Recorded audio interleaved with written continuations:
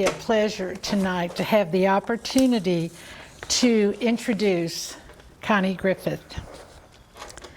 Connie is a full-time resident of Lilydale, New York, and has been a registered medium for the last 28 years. Her education includes a degree in industrial engineering and a master's degree in business administration. She worked for 20 years as a healthcare executive and for 11 years as a project manager doing construction projects for an international real estate company. Connie is a graduate of School of Spiritual Healing and Prophecy at Fellowships of the Spirit, where she was ordained as a spiritualist minister. She is a life member of Church of the Living Spirit and of the Lilydale Assembly. Over the years, Connie has taught past life regression classes, various development classes, and enjoyed teaching about the Lilydale Labyrinth. She's an avid curiosity seeker of many things. She sure is. And after Connie's talk today, we'll just sit in the silence for a moment and just contemplate her words that I know are going to be a blessing for all of us. Thank you.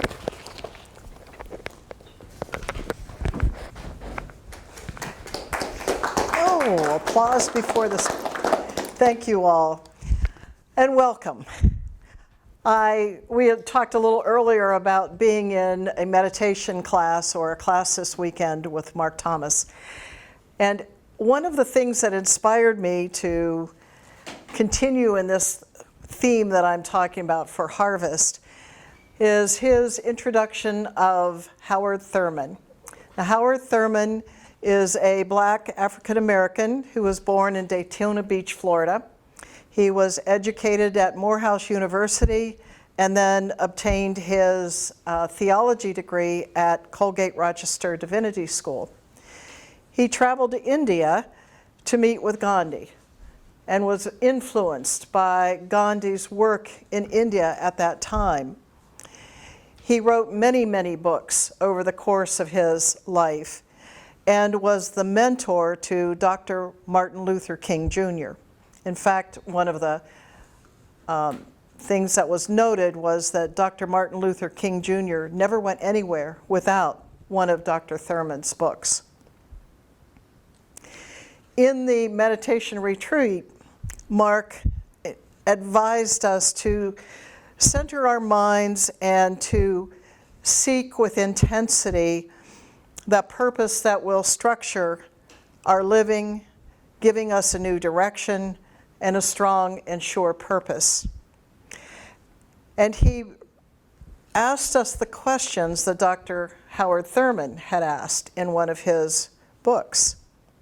What are we doing with our lives? What are the motives that order our days? And where do we put the emphasis, and where are our values focused? So in this theme of harvest, the old saying comes to mind, you reap what you sow. And I wanted to share a story about the good seed. Once upon a time, there was a farmer who grew the best corn in his region. Every year, he won first prize at the state fair for his exceptional corn. One day, a reporter asked him about his secret of success. And the farmer revealed that he always shared his best seeds with his neighbors. The reporter was a little puzzled about this and asked, "Why do you share your best seeds with your neighbors, knowing that they will compete against you?" The farmer smiled and explained, "The wind picks up pollen from the ripening corn and swirls it from field to field. If my neighbors grow inferior corn, cross-pollination will degrade the quality of my own corn. To grow good corn, I must help my neighbors grow good corn as well." Growing up, I was part of the planting, growing, translate that weeding, and harvesting the gardens of my grandparents. When some section of the garden produced poor crops, attention was paid to the growing conditions to remedy any deficiencies and restore the area for the next year. It might mean planting a different crop. It might mean a different crop because the tree had grown and that area was now in shade. It might mean turning the soil over and adding more compost to enrich in it. Always the goal was to create a rich and fertile garden throughout so that all the vegetables and flowers grew strong and abundantly for the harvest. And yes, we saved the seeds, the best seeds, for the next year. We all harvest from seeds that were sown in the past. My father's grandfather and uncle immigrated to the U.S. in the early 1900s. The only jobs available were working in the Appalachian coal mines. A hard life. They were focused on staying alive and keeping their family fed. The daughters were sent into service as housemaids at about the age of 10 or so, when they were finished with their schooling. The entire family gardened and raised what livestock they could to feed themselves and stretch their income. Just about every household had chickens, at least, and rabbits, but not for pets. Many similar families still make up the working poor in this country, but now they are in cities and holding down several minimum wage jobs. This is also my harvest from seeds grown generations ago.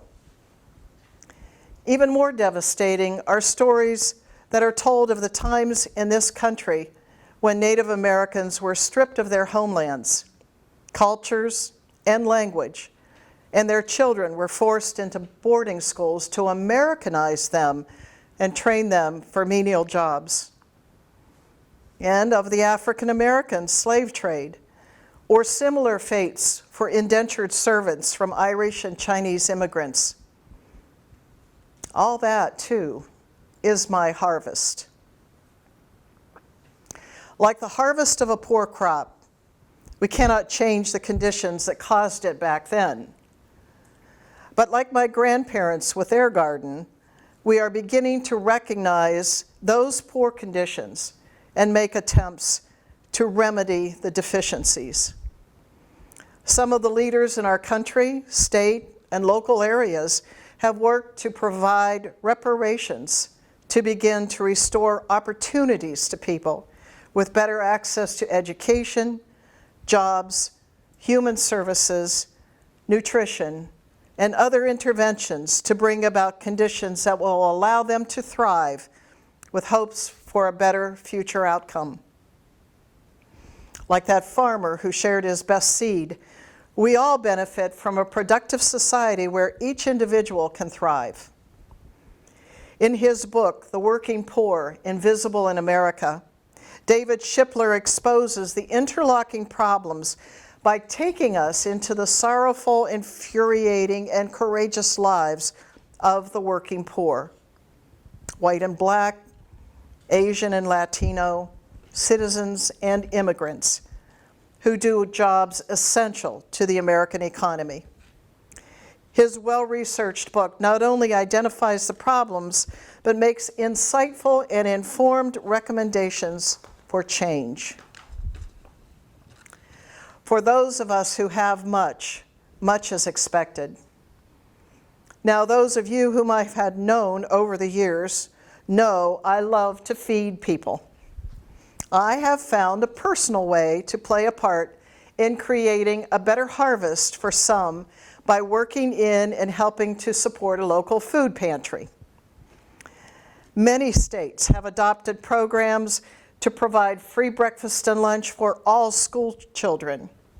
Some local agencies also have programs to provide this over the summer months as well. And many foundations exist who are helping to fund such programs, such as Newman's Own Foundation. I know that this is just the tip of the iceberg lettuce. And as David Shipler identified, it's just one of a part of multiple initiatives needed to restore a full garden for all of us. As in the Gospel of Matthew, anything you do to the least of these, my brethren, you do to me. Life is a garden, and every choice we make is a seed. What we harvest tomorrow is shaped by what we plant today. Identify what is your harvest history. Where might you have a blessing seed to share to help to create a better harvest for us all? An art class that Mike and I took last fall had an assignment to complete a questionnaire to identify our history. Here is mine. I am from wall-to-wall carpet and slamming screen doors and Saturday chores after the first cartoons. I am from monkey vine swings and skin knees and crawdads in the stream. I am from ripe red tomatoes and hand-me-down dresses and Aunt Mary's fresh baked bread when we walked home from school. I am from books and eyeglasses, math puzzles and music lessons, and swimming pool summers with a high dive challenge. I am from Francis who sewed, and Bob who sang, and Rose who slopped hogs and plucked chickens. I am from Anna who died at 3 from the plague, and Doris who lived to 97. I am from Cheerios and fried mush and stuffed cabbage for my birthday, and Grandma's Shiskies some summer mornings. I am from do it yourself or it doesn't get done, make up your mind, and finish your homework before dinner. I am from big Sunday dinners and family reunions with card games and food for 100 and accordion karaoke in tune with the crickets. I am from all the women who lived their own lives and nourished and challenged each other. Blisters from the hoe to rows of canned food, scraps of dresses to warm winter quilts, little brown bags of seeds saved from the harvest, balls of string, and flour sack tea towels. Nothing wasted meant more to share. Thank you. May you all find your harvest. Oh, thank you.